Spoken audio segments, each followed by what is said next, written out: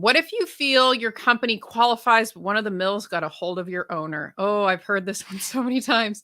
And convince them to apply under the supply chain claim, even if revenue increased. What can you do? So the first thing I would say is start with educating that owner. If you're the tax professional or if you're the internal account, I've heard this story so many times of owners being advised against pursuing the credit, but they just see the dollar signs and they're entrepreneurial. They'll take a risk, and maybe they don't really understand the full impact of what they're doing, and they just go ahead and file for the credit. So the first thing I would say is start with that. Start with that education piece. So if you go back into the slides that were emailed, go to that reference slide.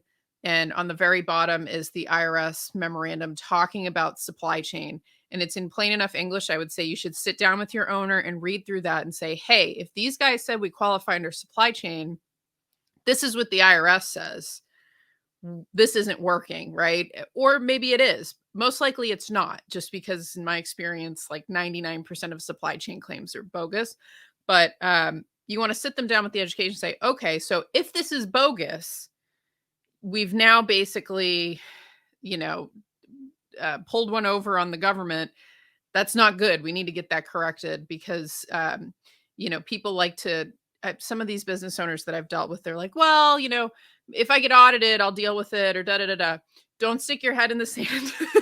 If you think, you've incorrectly taken hundreds of thousands of dollars from the government, don't stick your head in the sand over that. You need to get that corrected. The first step is recalculating what the company is actually eligible for under the normal rules of the program, and then starting from there. But don't stick your head in the sand because, it's going to be a really bad situation for you if you get pulled in for inspection. And honestly, for a lot of these situations, how I see things unrolling, it's a very fluid situation right now.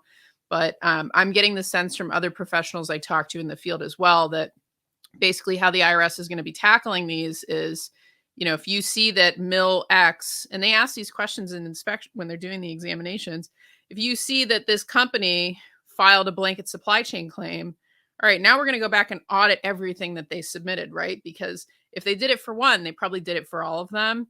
And so if if your owner got picked up by one of the mills, it's very likely that the whole mill is going to be pulled in. So you don't want to stick your head in the sand. But at the same time, if the owner doesn't consent, you can't, all you can do is educate people on the risks and the laws. And, there's really not much that you can do other than if you do have that mill situation where they took a very obviously inappropriate stance, and you think that there was fraud or negligence, that IRS form that we provided in the presentation, you can use that for a whistleblower claim, but I don't know how much else you can do beyond that.